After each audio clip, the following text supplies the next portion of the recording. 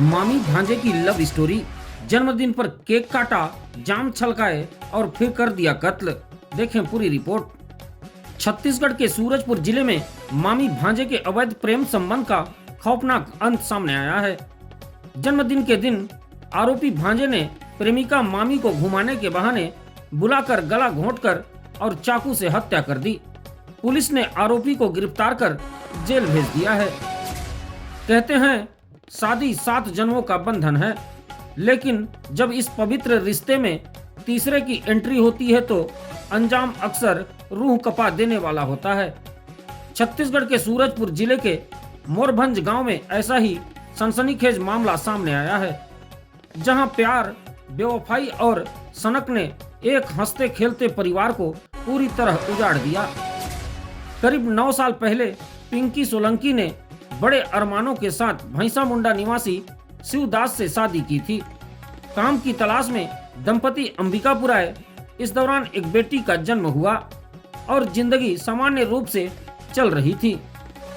इसी बीच शिवदास का सगा भांजा हेमंत काम की तलाश में मामा के घर रहने आया। इसी दौरान हेमंत और पिंकी के बीच नजदीकियां बढ़ती चली गई। हालात इस कदर बिगड़े कि समाज और रिश्तों की सारी मर्यादाएं टूट गईं। पिंकी ने अपने पति और मासूम बच्ची को छोड़कर हेमंत के साथ नई जिंदगी शुरू कर दी। दोनों साथ रहने लगे और इस रिश्ते से एक बच्चा भी हुआ। जिस प्यार के लिए पिंकी ने अपना घर छोड़ा था, वही धीरे धीरे उसकी मौत की वजह बन गया। आरोपी हेमंत को पिंकी को सोशल मीडिया पर एक्टिव रहना और अन्य लोगों से बातचीत करना नागवार गुजरने लगा। इसी बात को लेकर दोनों के बीच विवाद बढ़ता गया और कुछ महीनों से वे अलग अलग रहने लगे।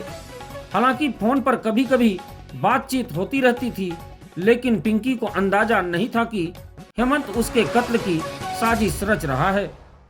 29 जनवरी 2026 को आरोपी हेमंत का जन्मदिन था।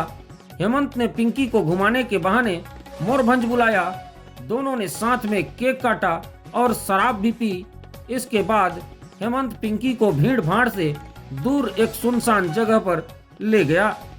यहीं आरोपी ने दुपट्टे से पिंकी का गला दबाकर उसकी हत्या कर दी। फिर उसे शक हुआ कि पिंकी अभी जिंदा हो सकती है। आरोपी ने चाकू से उसका गला भी रेत दिया। करीब 2 महीने से रची जा रही साजिश को हेमंत ने जन्मदिन के दिन अंजाम दे दिया।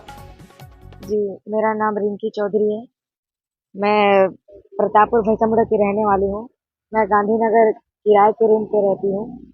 मेरी बहन का नाम पिंकी है, वो भी यहीं गांधीनगर किराए पे रहती थी। मेरी बहन का लव मैरिज हुआ था, तो जो मेरी बहन को मारा, उसके साथ लव मैरिज हुआ था। हम लोग का 5 साल का रिलेशन था, दोनों का एक बेबी भी था। तो मतलब जो मेरा जीजा था जो मारा, वो मेरी बहन को पहले भी ये सब कर चुका है 2-3 बार। एक बार हम लोग को फंसाने के लिए भी ये सब किया था। तो मेरी बहन को मैं समझाई बहुत, एक बार मतलब चाकू वाकू लगा दिया उसके गले पे। मैं मेरी बहन को समझाई कि देख बाबू, ये सब चीज बेकार है, तू छोड़ दे ये सब, बच्ची को दे दे, उसके पति को, अपने पति को दे दे, जिम्मा मांग रहे हैं उसके घर वाले, तो जिम्मा दे दे लिखा पढ़ी के साथ। उसके बाद तो अपना जिंदगी अकेले बिता, तेरी एक और बच्ची है, ऐसे में तेरे को एक आध दिन मार के फेंक देगा अकेले, मैं क्या कर लूंगी। बहुत बार यहाँ मेरे रूम के अगल बगल भी ये सब चीज कर चुका है। फिर ये दोनों लिखा पढ़ी के साथ ये गांधीनगर थाना से अलग हुए हैं। उसके उसकी माँ एक छोटी बच्ची है, उसको अपनाई है, और ये भटगांव चले गया। मेरी बहन से कोई कांटेक्ट नहीं था। फिर इन लोग क्या पता वैसे बात बात करते होंगे, मुझे नहीं पता था इसके बारे में। मेरी बहन मेरे को ये सब बताई भी नहीं। और 29 तारीख को अभी उस लड़के का बर्थडे था। 29 तारीख को मेरी बहन 12 बजे अपनी बच्ची को अंबिका मिशन स्कूल से लेके आई है रूम। उसके बाद मैं वहीं पे थी, उसका स्वेटर पहनी थी मैं। वो मेरे को बोली कि मेरा जैकेट को दे दे, तो मैं बोली अच्छा ले तेरा जैकेट, तो मेरे को दूसरा जैकेट दे दी। तो इस बात को लेके हमारे बीच में थोड़ा सा बहस भी हुआ, मजाक में ही। फिर वो चले गई, तो मैं उसको फोन की 10-15 मिनट के बाद। उसी टाइम लास्ट बार हम लोग मिले हैं 12:30 बजे। उसके बाद वो चले गई। फिर उसको मैं फोन भी की थी 1:36 में। मैं उसको बुलाने के चक्कर में बोली कि मैं अपनी बहन को प्यार से सोना बोलती थी। मैं अपनी बहन को बोली कि आजा सोना, मेरा यहाँ लड़ाई हो गया है, आना, मेरे को अच्छा नहीं लग रहा है, इन लोग मेरे को, मतलब इन लोग बहुत लोग हैं, मैं अकेले पड़ गई हूँ, तू आ जा। मेरी बहन बोली मैं 2 मिनट में आ रही हूँ। इसके बाद उसके में ना फोन लगा है, ना मेरे को उसके बारे में कोई जानकारी पता चली। लड़का गिरफ्तार हो गया है। लेकिन मेरे को डर है सर, उन लोग का जैसा स्थिति है पुलिस वालों का, और जो लड़का है उसके घर वाले, फैमिली सपोर्ट उसका बढ़िया है, नेता वेता लोग से भी जान पहचान है उसका। तो मेरे को ये है कि मतलब ये डाउट है कि वो लड़का छूट जाएगा। मेरी बहन को इतनी बेरहमी से मारा है, तो कम से कम उसको फांसी तो होना ही चाहिए। मतलब मेरा कहना, मेरे को इंसाफ चाहिए सर, मेरे को कुछ भी नहीं चाहिए, उस लड़के को फांसी हो जाए बस।